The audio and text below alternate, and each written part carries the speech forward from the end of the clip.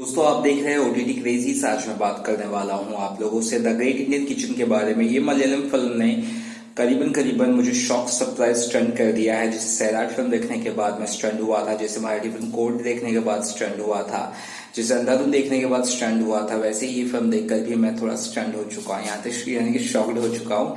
बहुत अच्छा प्लॉट है। इस तरह का प्लॉट एक किसी नॉट हॉलीवुड कोई और एक फॉरेन फिल्म में ऐसी कुछ 1970s के दौरान एक फिल्म बनी थी, उसमें इस तरह का प्लॉट था कि एक लेडी घर में क्या क्या काम करती है उसको भी पूरा शूट किया गया। 2-2.5 घंटे तक उसी को रिलीज कर दिया था। लोगों को बहुत पसंद आया था, कुछ लगा भलता ही लंबा सा नाम था। एनीवेज मैं बात करूंगा यहाँ पे इस फिल्म के बारे में। द ग्रेट इंडियन किचन को डायरेक्ट किया है जियो बेबी ने। जियो बेबी ने लिखा भी है और जियो बेबी ने ये फिल्म को बहुत बढ़िया तरह से लिखा है। इतना बढ़िया लिखा है कि इस फिल्म की तारीफ करते करते रानी मुखर्जी भी नहीं थकी। जी हाँ दोस्तों, 4 से 5 दिन पहले ये फिल्म अमेजोन प्राइम पे आई। उसके पहले ये फिल्म 1 से 1.5 महीने पहले मी स्ट्रीम NEE स्ट्रीम नाम के एक ओटीटी प्लेटफॉर्म पे आई। और बहुत लोगों का ये भी कहना है कि पहले से इंडियन प्लेटफॉर्म वाले ओटीटी वाले कोई खरीद नहीं रहा था, लेकिन जब ओवरसीज में इस फिल्म ने बहुत ज्यादा कमाल किया तब उन्हें मजबूरन खरीदना पड़ा, है ना। पहले रिजेक्ट किया, बाद में खरीदा, ऐसा भी सुना है मैंने, इस पर मुझे नहीं पता। एनीवेज अमेजोन प्राइम पे फिल्म आई है। 1 घंटा 24 मिनट के आसपास की ये फिल्म है। इस फिल्म के 2 मेन कैरेक्टर है और उनके बारे में बताना बहुत जरूरी है। सूरज वेंजारामोडू और निमिषा सजायन, ठीक है। सूरज और निमिषा याद रखिए।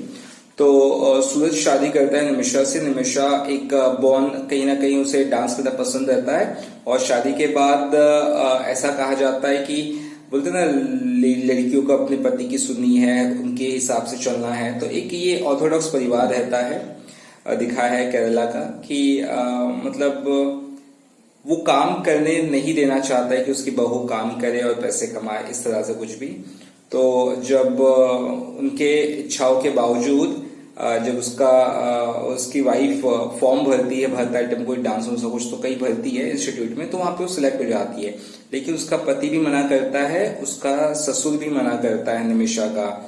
तो अब वही जो भी डेली का वो खाना बना रही है, डेली का वही डेली जो लड़की लोग काम करे, साफ सफाई ये वो ऐसा वैसा, वैसे ये लोग खा के दोनों लोग बाप बेटे कचरा छोड़ देते हैं। कुछ वाइफ के काम में मदद नहीं करते। वाइफ 1-2 बार बोलती है किचन का कुछ है बटन का वो क्या बोलता पाइप का कुछ लीकेज है उसको ठीक कर, वो भी नहीं करते। तो बहुत सारी चीजें उसकी नहीं सुनते। धीरे धीरे धीरे धीरे धीरे धीरे जैसे किसी तरह से वो कुछ बोल दे कि जैसे बंदे ने कुछ गलत किया है, मतलब उसके पति ने सूरज ने, तो ये अगर टोक दे या बोल दे किसी बहुत, है ना, देर ऑफ देर, उसके बावजूद वो भड़क जाता था, चिल्ला रहा था। तो एक तरह के हिसाब से जैसे दिखाने की कोशिश की गई कि एक लड़की को सबमिसिव किया जा रहा है कि उसे उसकी कोई फ्रीडम ही नहीं है। ऐसा लगता है शादी के बाद उसे सिर्फ खरीद लिया गया है, जो सामने वाले के हाँ में लाए और जो वो कहे उसके हिसाब से चले।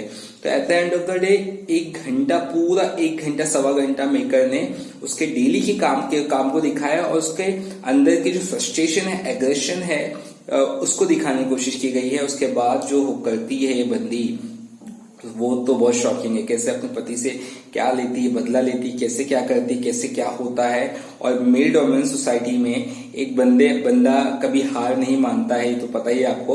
उसके बाद क्या वो अपनी वाइफ को जो एकदम ही लेवल क्रॉस करने के बाद चली जाती है या कुछ इस तरह से दिखाया गया है, तो क्या उसे वापस से अपनाता है या वो क्या करता है, ये इस फिल्म की बहुत ही खतरनाक कहानी है जो बहुत रिलेटेबल है।